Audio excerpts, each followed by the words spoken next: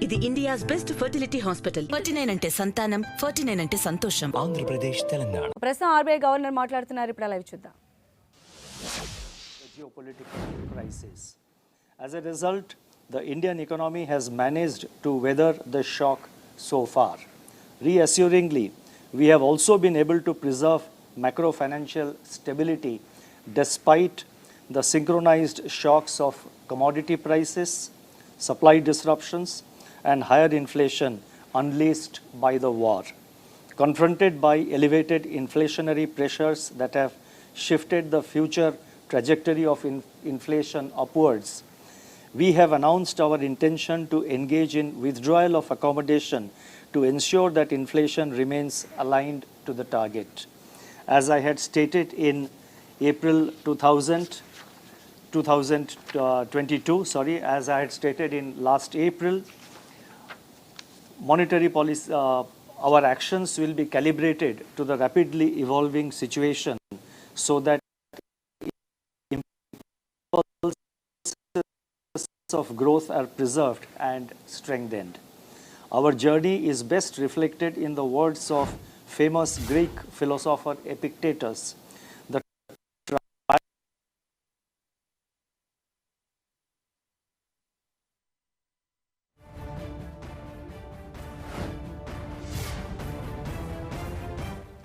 So RBI governor సంచలన నిర్ణయం తీసుకున్నారు. 40 బేసిస్ పాయింట్లు పెంచుతూ నిర్ణయం తీసుకున్నారు. ఈ నేపథ్యంలో స్టాక్ మార్కెట్లపైన తీవ్ర ప్రభావం పడుతుంది. అదేవిధంగా బ్యాంకు రుణాల వడ్డీ రేట్లు భారీగా పెరిగే అవకాశం ఉంది. That is, the IMF has noted, and I quote, "The economic effects of the war are spreading far and wide, like seismic waves that emanate from the epicenter of an earthquake, mainly through commodity markets, trade, and financial linkages." This sounds somewhat similar to our description of the tectonic shifts in the monetary policy statement of mine last month. It is, however, an unquote. The bit I said about it resembles was mine, but the statement of the IMF reads again. I will read it again. "The economic effects of the war are spreading far and wide like seismic waves that emanate from the epicenter of an earthquake, mainly through commodity markets, trade, and financial linkages."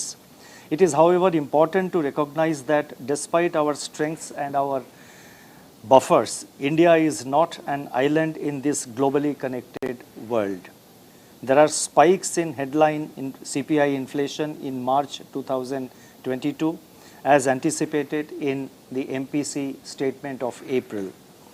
The print for April is also expected to be elevated. There is the collateral risk that inflation remains elevated at these levels for too long. And if this kind of a scenario unfolds, then it can de-anchor inflation expectations, which in turn can become. So RBI governor తీసుకున్న ఈ సంచలన డెసిషన్కి సంబంధించి analysis అందించడానికి పాపారావు గారు మనకు అందుబాటులో ఉన్నారు. పాపారావు గారు, ఈరోజు మనం చూస్తున్నాం శక్తికాంత్ దాస్ గారు సంచలన డెసిషన్ తీసుకున్నారు. 40 బేసిస్ పాయింట్లు పెంచుతూ ఆయన నిర్ణయం తీసుకున్నారు. ఏ రంగాలపైన ఈ ఎఫెక్ట్ పడేటువంటి అవకాశం ఉందంటారు? సామాన్యుడికి ఈ డెసిషన్ ఎంతవరకు భారం కాబోతోందండి? ప్రధానంగా ఈ 40 బేసిస్ పాయింట్లు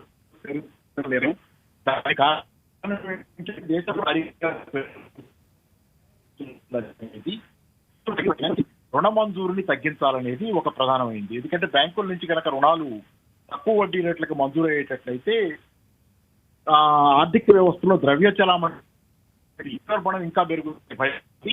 నిజానికి ద్రవ్యోల్బణం చాలా భయపడే స్థాయిలో కూడా పెరుగుతున్నాయి. ఇందులో ఏంటంటే రెండంచుల కత్తి. ఒక పక్క ద్రవ్యోల్బణం కానీ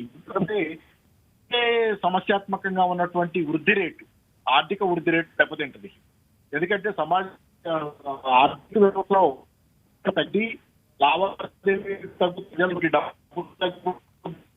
తగ్గే అవకాశం ఉంటుంది. దాంతో ఏంటంటే ఆర్థిక వ్యవస్థలో విజిబిలిటీ తగ్గడంతో పాటు నిరుద్యోగం కూడా మరింత పెరిగే అవకాశం, అది వృద్ధి రేటుకు ప్రమాదకరంగా మారే సందర్భం. ద్రవ్యోల్బణాన్ని తగ్గించే ప్రయత్నం. రెండో పక్కన ఈ రోజు మామూలుగా చూసుకుంటే మధ్యతరగతి ఉద్యోగ వర్గాలుగా కానీ. రైట్ పాపారావు గారు, కొంచెం మీరు సిగ్నల్ సైడ్ వచ్చి మాట్లాడతారా? మీ వాయిస్ ఆడిబుల్ గా లేదండి.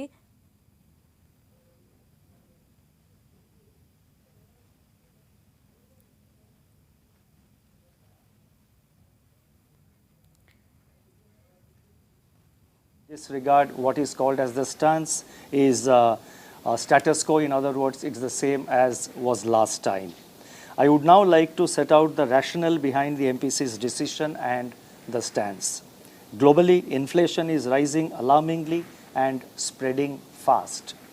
Geopolitical tensions are ratcheting up inflation to their highest.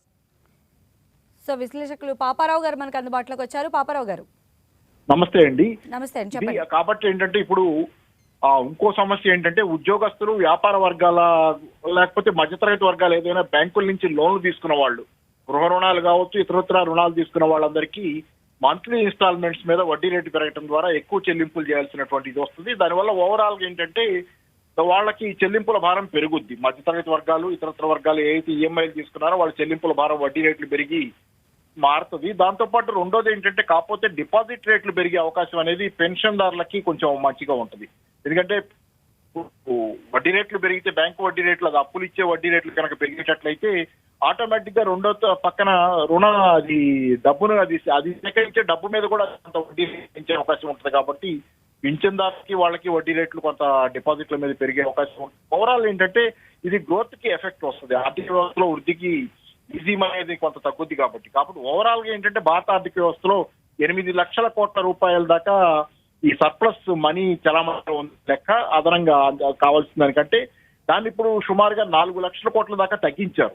కొంత వెనక్కి తీసుకో, కానీ ఇప్పటికీ సర్ప్లస్ మనీ ఉందని చెబుతున్నారు. కానీ ఏదేమైనా సర్ప్లస్ మనీ ఉందనేది ఒక పక్కన చెప్తే సర్కారం ఆర్థిక వ్యవస్థలో లావాదేవీలకి వెసులుబాటు ఉండాలి ద్రవ్యోల్బణం పెరిగినా. కానీ నిజానికి ఏంటంటే ఆర్థిక వ్యవస్థలో ఈ మధ్య అయినట్లుగా కొంత పాజిటివ్ సిగ్నల్స్ కనపడుతున్నాయి. కానీ రెండో పక్కన అయితే మొన్న వచ్చినటువంటి నిరుద్యోగ రేటు కూడా కొంచెం 2.8 దేశవ్యాప్తంగా నిరుద్యోగం ఉందని centre for monitoring Indian economy చెప్పింది.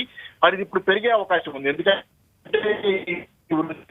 బేసిస్ పాయింట్స్ పెంచడం ముందు కూడా ద్రవ్యోల్బణం తగ్గకపోతే ఇంకా పెంచే అవకాశం వడ్డీ రేట్లు. దీనివల్ల ఏంటంటే వృద్ధి రేటు తగ్గితే గనక ఆటోమేటిక్ గా తగ్గటం అంటే ఆర్థిక కార్యకలాపాలు తగ్గటం, దాంతో పాటు నిరుద్యోగం పెరగటం అనేవి ఉంటాయండి.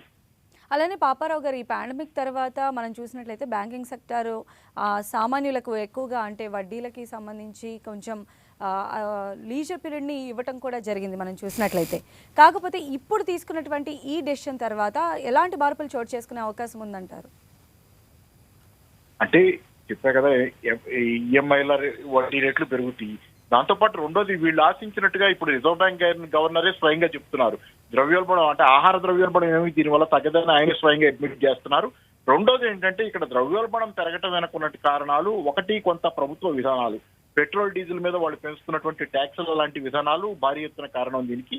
అలాగే ఇతర రకరకాలైనటువంటి అవకతవక ఆర్థిక విధానాల వల్ల కూడా ధరలు పెరుగుతున్నాయి. దాంతో రెండో ఏంటంటే ఇది కాస్ట్ పుష్ ఇన్ఫ్లేషన్ అంటే యుక్రెయిన్ కొంత సప్లై ఆహార పదార్థాల ధరలు, యుక్రెయిన్ లాంటి దేశాలు గోధుమల లాంటి ఆహార పదార్థాలని రష్యా భారీ ఎత్తున ఉత్పత్తి చేసే దేశాలు, అలాగే వంట నూనెలు అక్కడి నుంచి వస్తాయి మెజారిటీ. తర్వాత ఈ మధ్య ఇండోనేషియా తీసుకున్న నిర్ణయం వంట నూనెలు, ఇట్లాంటి నిర్ణయాలన్నీ వెనక కూడా దీని వెనక ఉన్నాయి. కాబట్టి కేవలం వడ్డీ రేట్ల ఉన్నటువంటి ద్రవ్య చలామణిని తగ్గించినంత మాత్రానే రేట్లు తగ్గుతాయి, ఆహార పదార్థాల రేట్లు తగ్గుతాయి, ధరలు తగ్గుతాయి అని అనుకోలేదు. రైట్, థ్యాంక్ యూ అండి పాపారావు గారు.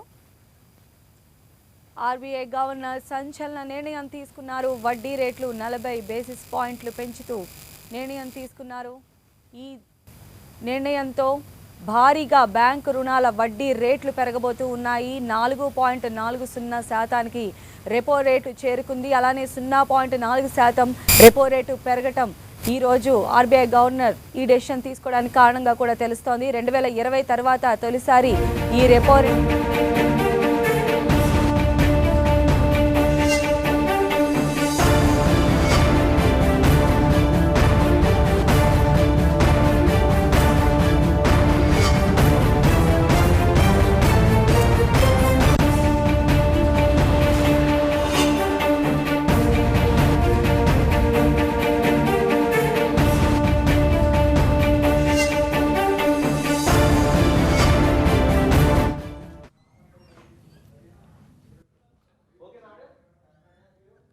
ఆర్బీఐ గవర్నర్ సంచలన నిర్ణయం తీసుకున్నారు.